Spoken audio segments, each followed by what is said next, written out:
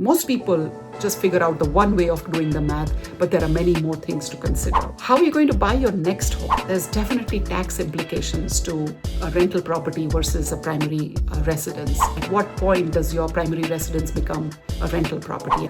For a lot of people, a home is the single largest investment that they own, sometimes 60, 70, 80% of your net worth. It is not a very liquid asset. So for those of you who don't know me, hello folks, this is Bela Vora. I'm a realtor with Coldwell Banker Realty in Exton, and I talk about all things real estate. I talk about all my local markets, the neighborhoods, the pros and cons, and some fun things to do in the Philly suburbs. So without further ado, the next question always is the math. Is the math working? Always the numbers have to work. The finances have to align in the rent versus sell decision. So should I rent my home? Should I sell my home? How do you make the math? Most people just figure out the one way of doing the math, but there are many more things to consider. The first most obvious way to do the math on a rental is people like to know if they're going to break even and then save maybe a couple of $100 at least every month, right?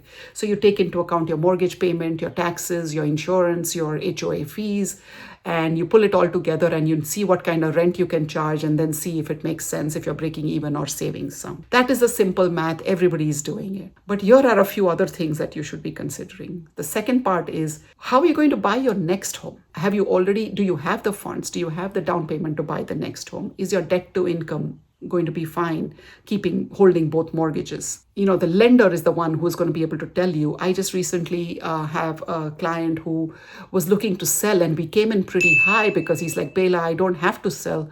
But then when we got closer to the settlement on his new home, I wasn't involved in that transaction. And the lender quite quickly said one fine day, we need to see the lease on your home, or we need your home sold. Only then will you qualify for this mortgage. Otherwise, you're going to have to bring in extra down payment. Now that came as a shock to my buyer. He didn't know about this. He was doing it with a custom builder and using the builder's lender to get some concessions, and that communication wasn't done right, and he didn't have a realtor representing him on that one.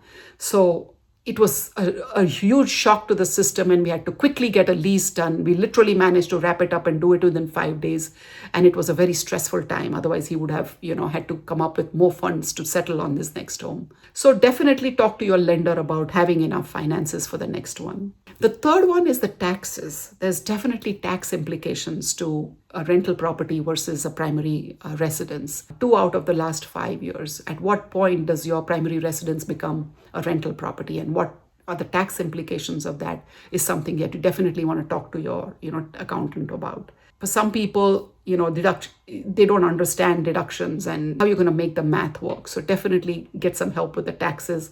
That's outside my scope, and I won't go into details with that one. The last piece is, again, get in touch with your financial planner.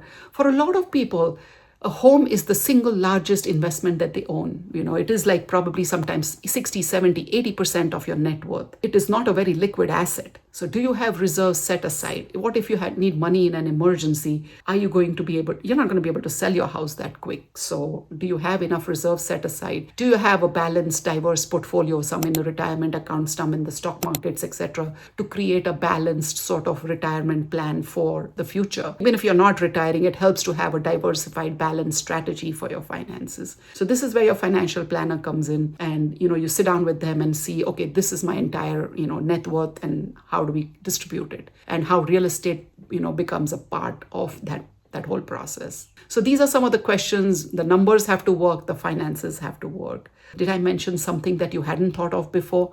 Please share in your comments below.